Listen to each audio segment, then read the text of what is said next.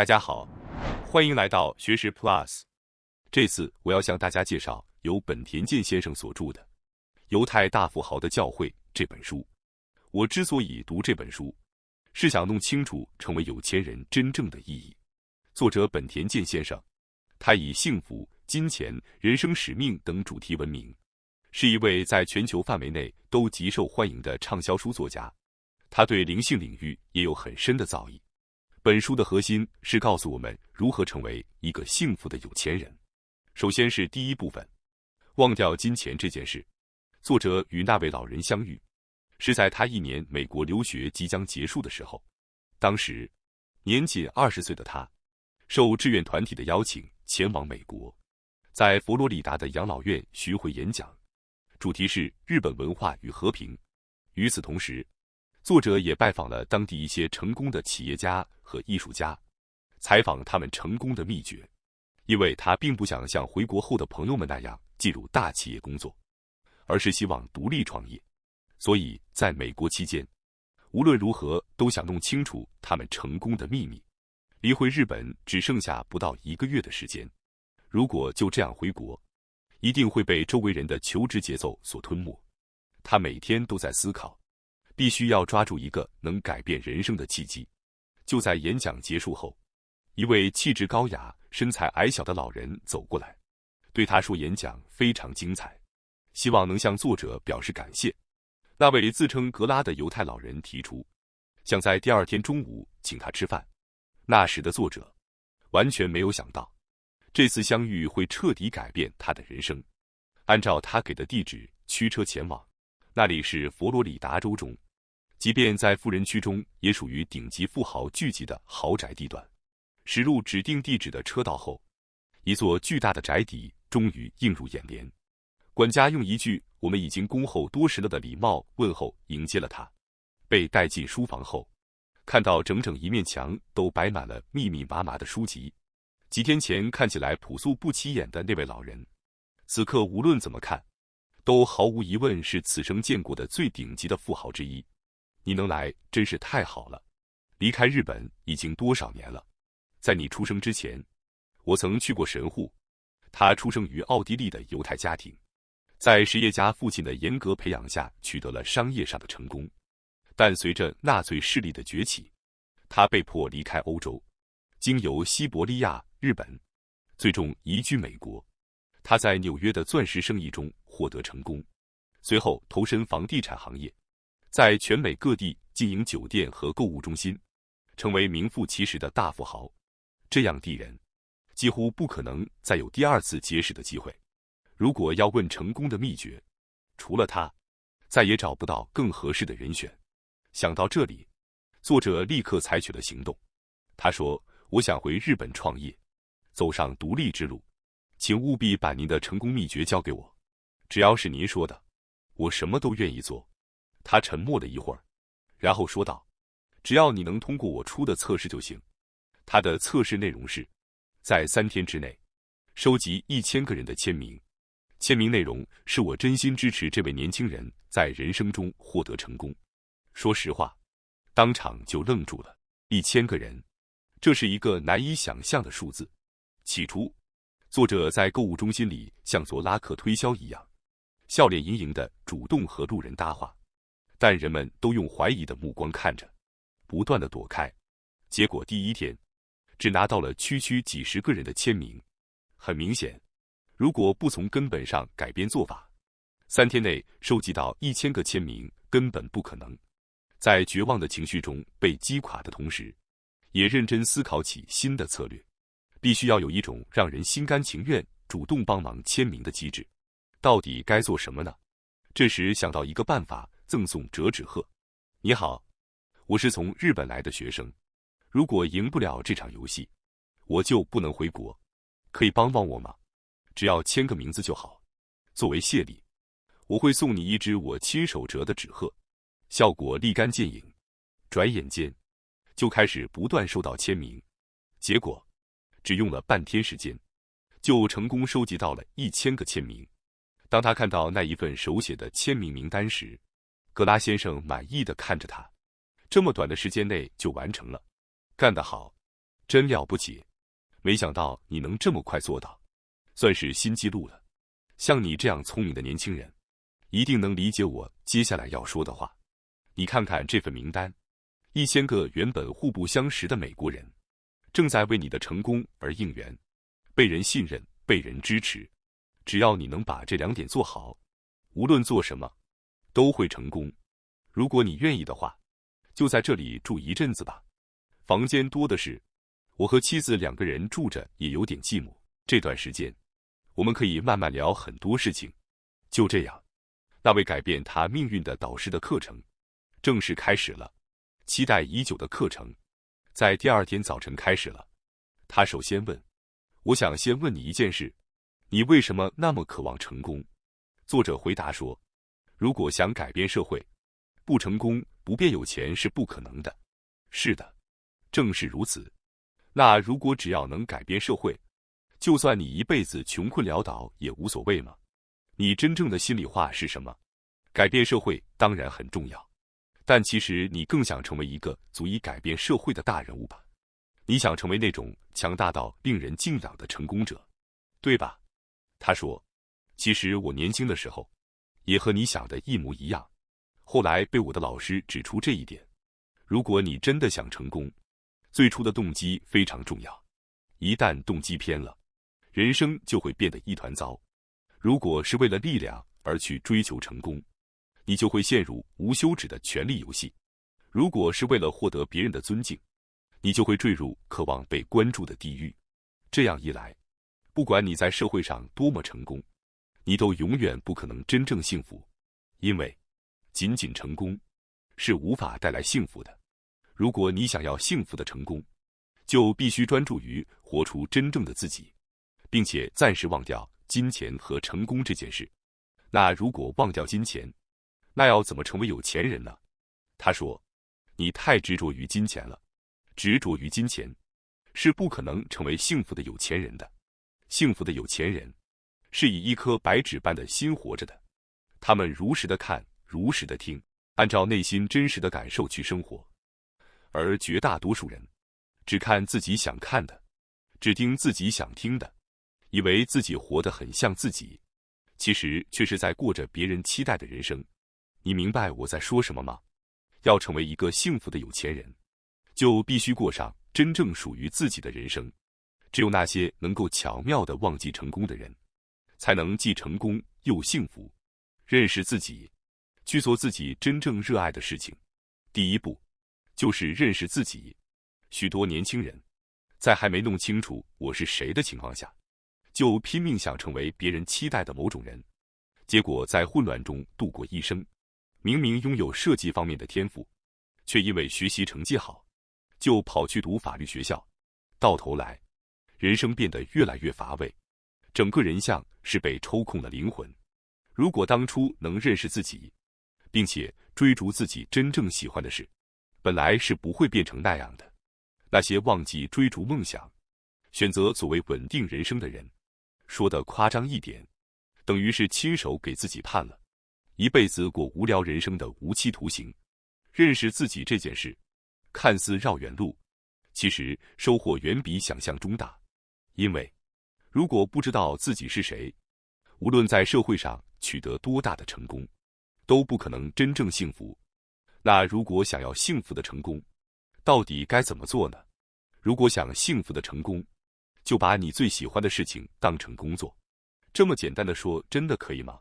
就算做喜欢的事，感觉也不一定能赚到钱啊。那是过着无聊人生的人才会有的想法。如果你全身心投入去做自己真正热爱的事情，大多数情况下，等你回过神来时，早就已经成功了。成为幸福有钱人的秘诀，就是把自己最热爱的事情当成事业，那种你愿意倾注全部心力去做的事。当你去买衣服时，你会选择哪一家？是由一个真心热爱做衣服的人经营的店，还是由一个心不甘情不愿工作的人经营的店？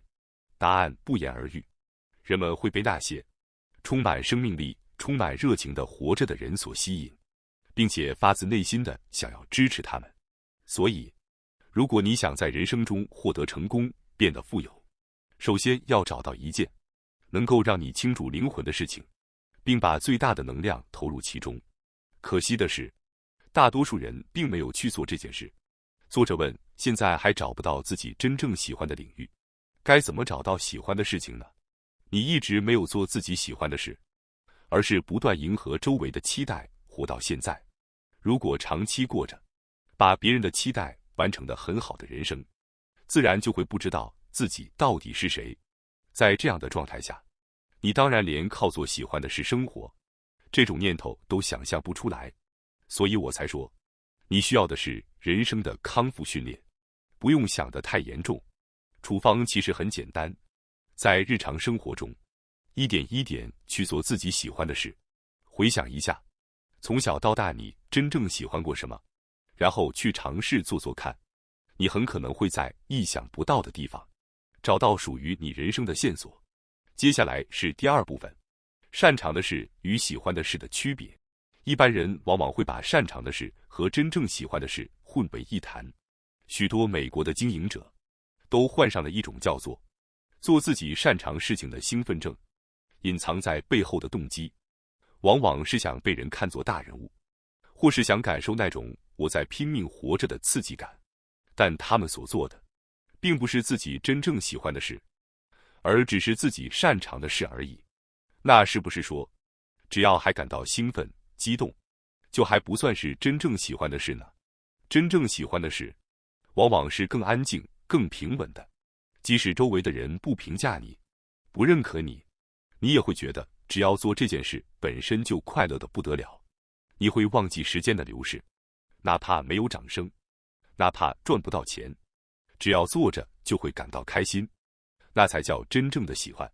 但遗憾的是，大多数人选择工作的理由是工资高、稳定、假期多。他们没有意识到，正是这种选择方式，在不知不觉中把自己的人生推向了悲惨的境地。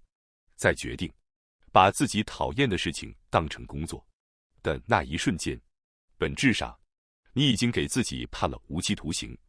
因为从周一到周五，你要把人生的大部分时间都消耗在那件事上。接下来是第三部分，喜欢的事情所拥有的力量。当你在做自己喜欢的事情时，力量会源源不断地涌现出来。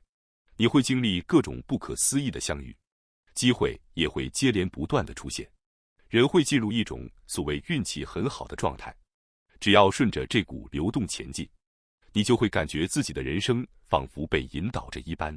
一旦乘上这股浪潮，人生就会不断展开，于是自信会涌现，勇气也会随之而来。你会觉得，哪怕承担一点风险，也值得试一试，而这又会引发更好的正向循环。相反，如果一直在做自己讨厌的事情，力量就会不断流失，一个人的人性魅力也会被磨损，甚至开始讨厌自己。你会对周围的人变得苛刻，要求他们做出不合理的牺牲，这对你自己，也对身边的人，只会带来坏处。去做自己喜欢的事情，只要做着喜欢的事情，这个人就会变得幸福。幸福的人拥有让周围人也变得幸福的力量。表面上看，他也许只是一个普通的面包店老板，但如果他倾注灵魂去烤面包，就能让许多人感到幸福。他的笑容与面包会让人心情愉悦，感到温暖。只要做自己喜欢的事情，道路一定会打开。也许会有时间差，但金钱终究会随之而来。即使万一金钱没有到来，只要你因为做喜欢的事情而感到幸福，那也已经足够了。格拉先生在餐巾纸上写下了一些东西，然后说道：我来解释一下，做自己喜欢的事情究竟意味着什么。你看看这个图，你觉得会有人主动选择做讨厌的事情，同时又没钱的人生吗？这是个非常好的问题，但有趣的是，现实中绝大多数人正是如此生活的。他们做着自己并不喜欢的工作，拿着微薄的薪水，勉强度日。即便如此，他们还是很难辞掉讨厌的工作。为什么会这样呢？因为改变人生本身就是一件极其困难的事。人类是习惯的动物，一旦习惯了做讨厌的事情来维持生活的模式，即使痛苦，那种状态反而会让人觉得熟悉、安心。接下来是第4部分，踏上寻找喜欢的事的旅程时需要注意的是，有一件事，我希望你一定要注意。在美国，人们常说去寻找蓝鸟，指的是踏上寻找人生意义的旅程。确实有一些人不断地踏上寻找自我的旅途，却始终没有回来。但问题是，有些人永远停留在旅途中，真正的自己并不在欧洲，也不在印度或西藏。要找到自己真正喜欢的事，并且付诸行动，必须先改变内在的心态。如果不能找回一颗自由的心，你是无法真正感受到自己喜欢什么的。自由的心，不借助自由之心的力量，是无法抵达人生使命的。为此，你需要2个要素：第一，知道自己真正想做什么；第二，去爱你现在正在做的事情。如果这2者之间没有平衡，你是无法找到属于自己的人生志业。即使是正在做自己喜欢事情的人，也不可能从早到晚100%只感到快乐。在喜欢的事情中，同样会有不愉快、辛苦的部分。关键在于，你是否能够连同这些不愉快的部分一起，去真心热爱你正在做的事。但具体来说，该怎么做呢？遇见真正热爱的事情，最好的方法就是，无论现在在做什么，都先去爱它。只要你能热爱眼前的事，并全力以赴，之后的人生就会像被引导一样，接连不断地遇到有趣的人、重要的相遇以及宝贵的机会。钢铁大王卡内基，无论被分配到什么工作，都会全力以赴，不管是邮差还是电报技师，他都拼尽全力去做。他热爱眼前的工作，但他伟大的地方在于，他并没有安于现状，他不断跳槽，转向自己更感兴趣的领域，最终在钢铁行业取得巨大成功，被称为钢铁大王。如果当初他以邮差不是我该做的事为理由敷衍了事，他绝不可能吸引到下一次机会。许多永远在寻找喜欢之旅上的人，正是没有理解这一点，他们总是逃避眼前的现实，结果宝贵的机会就在眼前悄然流走。人生志业其实是你表达人生质量的一种方式，是你想通过什么样的工作去表达。无论你选择哪一种职业，请记住，所有工作都是你对世界、对他人的爱的表达。这是那些人生的永恒旅人始终无法理解的事。他们以为只要遇到一份完美的工作，爱自然就会涌现。但现实恰恰相反，只有那些愿意直面自己、开发自己的才能，并努力将自己的一切分享给世界的人，才能获得内心的平安、财富、友情以及人生的充实感。真心想要给予的人，本来就会被给予。